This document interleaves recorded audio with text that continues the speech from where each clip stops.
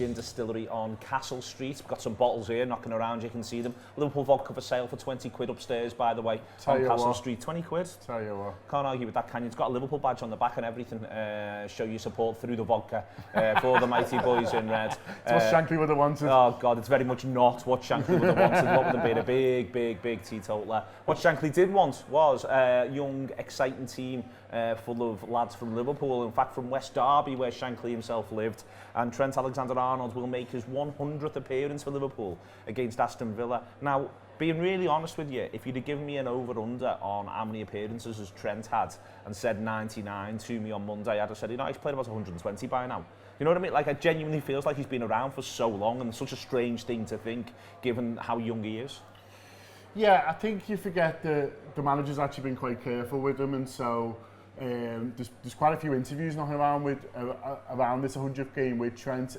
Gillan Ballagher's done a really good one, which I listened to late last night. There's something that James Pearce has done in The Athletic, well worth a read as well. He does like 15 iconic pictures. One of them's the mural that we did, which is very nice, but 15 iconic pictures from his career that he's took him through. But you forget little things like, that he doesn't play him in Barcelona and stuff like that, so Gillan talks to him about that. And I think Jurgen has been tried to be kind of careful with him. It's not be a case of you're all right back now forever and ever, and it's been a case of taking him out of certain games, resting him when he kind of needs to as well. And so I think that's why maybe it is a little bit higher, but also he's achieved so much, isn't it? Like it's a bananas career. Like, it's not just winning the Champions League, the fact that he's played 2 finals, what he's done with the England national team as well. He's got like almost kind of a career worth of memories, hasn't he, in such a short space of time. So I think that kind of distorts it as well. But 100's not bad. It's the first milestone, I'm sure, of many to come. 100 is absolutely incredible. And you do feel as though it is of many to come, without sort of wanting to put an unbelievable amount of pressure on, and so much can go wrong for any footballer at any time with reference to injury, and just one bad tackle can change your life, to be honest. It's worth remembering that when we talk about these lads. But you do feel as though it is the first of the milestones. You do get the impression we'll be having this conversation, certainly if you and I are suitably still knocking around about 250. There'll be a moment where we're talking about 500. You struggle to really see now, firstly, Trent Alexander-Arnold playing anywhere else, but secondly, you can't quite see how he doesn't progress unless something really horrible happens. Yeah, I think it's a case of where he'll progress rather than, kind of where on the pitch rather than where kind of, in the world. If you like, funny enough, Ballagher in the interview, it's BBC Daily, do kind of check it out, because it's a really good conversation about his life and about his upbringing, and there's a few things in there that I didn't know about sort of when he was, especially from his younger days. But he talks about the future with Trent, and he talks about his position, and Trent really talks up the idea, the benefits of playing right back. He's like, I really like having that line there, because it's a marker for me. I know there's not another lad the other side and he's going to come and take the ball off me. Just simple stuff like that. Whereas in midfield, they're coming from all lads coming from everywhere trying to take the ball off you. You know what I mean? You saw that with Lallana, bit kind of struggle with it a little bit in the week, but he talked about really enjoying playing right back, and actually he finds it quite liberating, that kind of the fact that there's nothing over that side.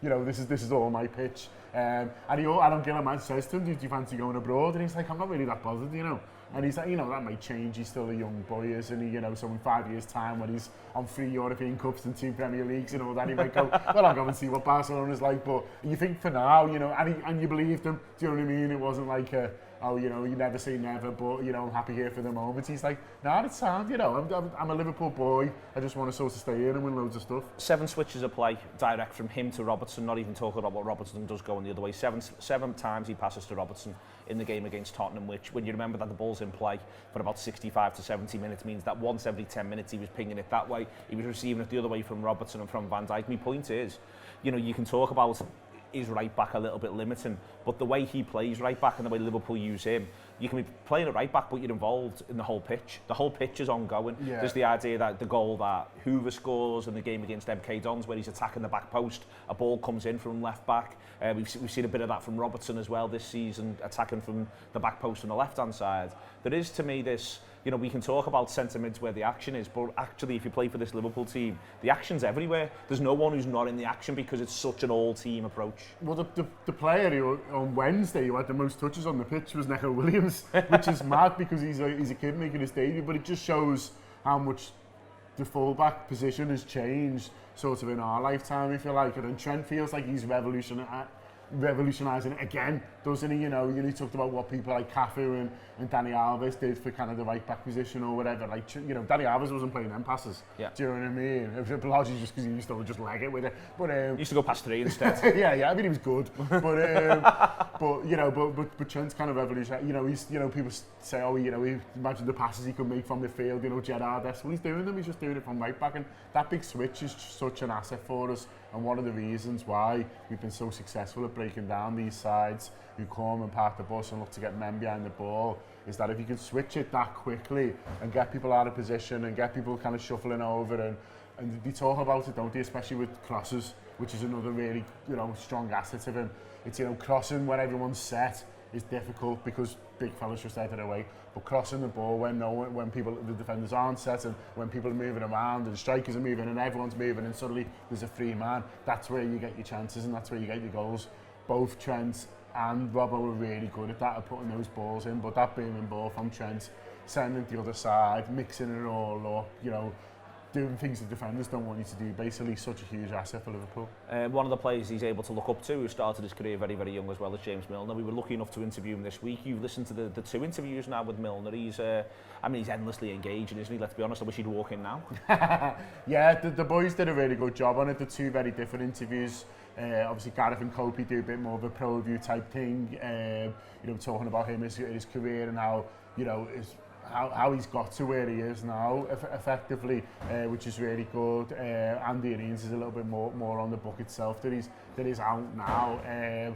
But yeah, both really good, both really engaging, and he just enjoys it, and he just seems to enjoy talking about footy and enjoy the company that the boys that did it, as I say, did a really good job. So yeah, do check out the interviews because they're out there, they're available, and yeah, James Milner's just bossing. Well, let's have a clip from the interview that Andy and Ian did. It's coming now. Every time you talk about that Barcelona game, obviously you get the hairs up, and it was a massive moment. Obviously, I think what had happened in the build-up to the game, being in Barcelona first leg, not playing badly, having chances and losing the scoreline we did, you know, could have been worse in the last minute as well. I think they missed a good chance.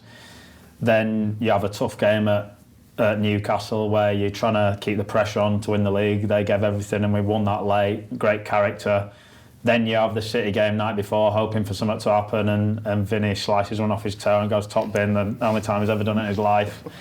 And all those things, then you go into a Barcelona second leg where no one probably gives you a chance. All those things adding up, and you think, Champions League final last year, we've lost heavily in the first leg, we've got to come up against an experienced Barcelona team, big deficit. We've got potentially the chance to get 97 points and not win the league.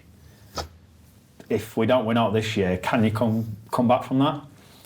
So you've got that feeling then of, you know, you hope something happens, but we all know how difficult it is. And everyone was pretty calm going into the game. The manager pulled us in the day of the game. We had our meeting, we trained more under the game. We had the meetings, like Gaffer said, anyone want to say about last night? Because obviously it was like the big elephant in the room, and no, right, gone, let's get on with it then. And, you know, some of the things he said in that day is like, you know, it's pretty much impossible to turn this game around if it was anyone else, but because it's us and because it's Anfield, there's a small chance. The Weekender, the clip that comes from that James Milner chat with Andy and Ian. We do a free show every single Friday morning, if you don't know. We actually record it on Thursday night. It comes out Friday morning. It's to be there for people's commutes in the UK at 7 a.m, but also for your commutes in the United States and your commutes all the way around in Australia for the end of the day. We deliberately put it out at that time so that it works for everybody over the course of the Friday to set the weekends up for the Liverpool action. This week it's James Milner talking to Andy and Ian. It is Jamie Webster talking about his new single and the project that he's been working on. We've also got on there as well The Athletic, where we're talking to, I think it is Greg Evans from Aston Villa, who covers Aston Villa, about what they're up to. And either side of that, the bread of the sandwich of all of that is us looking back at the 5-4 win on penalties against Arsenal and looking ahead to this game against Aston Villa. It is free, and as ever, we want you to spread the word about it. We do this stuff. We want people to know that it's there. We put a lot of work into that show. We put a lot of work into our Monday show. So if you listen to it, you like it, do share it with people and do say, listen, this is the perfect thing to warm warm up your weekend. It is a weekend which I'm mildly, if I say I'm worried about, I'm not worried about the boys. I'm not worried about this Liverpool team in that I don't think they think it's the calm before the storm.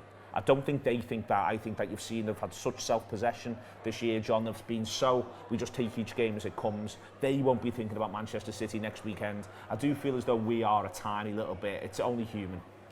Yeah, look, it's that big game and it's before the international break, isn't it? So it just felt like this whole chunk of games, not just Saturday, but this whole chunk of games was building up to that one really. But both Liverpool and Man City will want to go into that as strong as possible. So for Liverpool, it's, well, a 6-point lead minimum, isn't it? We can't control what Man City do at the weekend. You would expect them to win, but, you know, wait and see. But I guess, but you know, 6-point minimum, that'll be the focus for us. We're going into that game with that lead at least. With the cushion? Yeah. And for City, they don't want it to be any more, because then suddenly, you know, it becomes a must-win game for them going to Anfield as well. So I think both teams will have half an eye on it. But look, this Liverpool side have been excellent all season, well, and longer, at just winning the next game, just getting through that, being focused, finding out, working out problems on the pitch, you know, having faith in each other, being committed to the team, being committed to be what they're being asked to do. And so I'm not too worried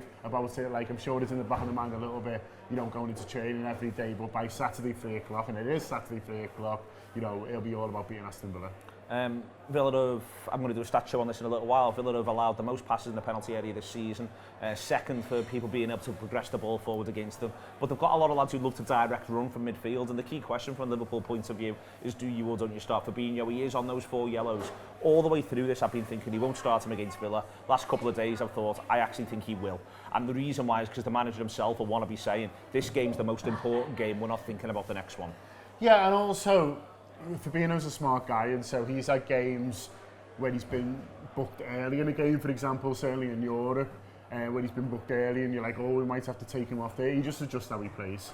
Do you know what I mean? And so he'll be aware of that. So, you know, there might be a situation where he has to take a yellow, and then look, we'll have to deal with it. And, you know, we've beat Manchester City without Fabinho before, so I'm sure we can do it again. But for this one, I'm sure he'll be conscious of it. I'm sure there'll be a little reminder, maybe 2:30, you know, not too close to the game, but, you know, kick off maybe 2:30. Don't forget you want to yellow, don't do anything stupid like pull someone back where you don't have to. And so he'll be conscious of it. But as I say, you know, they're all sort of used to this sort of thing now, and they're used to it. And from a case of, you know, knowing the 5 yellows means suspension, but also if you get booked on 20 minutes, then you're on that tightrope for getting sent off. And so the whole game, yeah. So he's used to it. So I'd play him, especially as, you know, they've all had the rest in the week, haven't they? So I'd be looking to play the 3 of them. We've had the rest in the week, and going with the boys that are fresher, then you can always sort of change it off the bench, as we've done so successfully so far this season. Team will be the team with Lovren and Matip? I think so, yeah. I think, look, they've all had the rest in the week, haven't they? They've all had the week off. You know, why do that? They weren't even on the bench. They didn't have to warm up and warm down. Exactly. Take advantage. There's not going to be many rests between now and Christmas now, between now and January. Now we've seen the fixtures, we've seen how it works, so take advantage of the fact they've had a week off. On the YouTube comments yesterday, Red Frost asked a question about whether or not you'd be comfortable if, just on the off chance, he dropped Henderson into the 6 and played Curtis Jones off the back of the midweek. How would you feel about that? I mean, if I saw that team sheet, I'll be really honest, I'd be like, oh, let's go, get in. Yeah, I think it's probably more likely to be Chamberlain. I think Chamberlain's maybe looking at that going, I have started twice, I've scored 3 goals. All of them from 25 yards. But look, Kurt, fair play, he was great, wasn't he? And, you know, a start out of nowhere to be a bit mad, but, you know, he was fantastic in the week, so fair play to him. He's done himself no favours in terms of cementing himself as an option in this squad. All right then, you want to put a question in underneath this one, feel free to do so. Drop that in whenever you need to across there. Obviously it'll be done on Monday, on Monday's Talking Reds. Loads of great Anfield wrap stuff. We're saying what we think the team will be, but Team Talk is coming out, which is going to talk about the team as well. Talk about what you know, after the manager's press conference, when we might get a little bit of information we don't currently have. That's very, very possible indeed. Also, we've got AFQ for you, I've mentioned Weekender. We're going to do a stat show, there's a preview video. It's all coming out, it's all on the Anfield wrap. You can get it from the places where you get things, but especially from our app. Download that. John Gibbons, Neil Atkinson, Liverpool Gin Distillery. See you in a bit.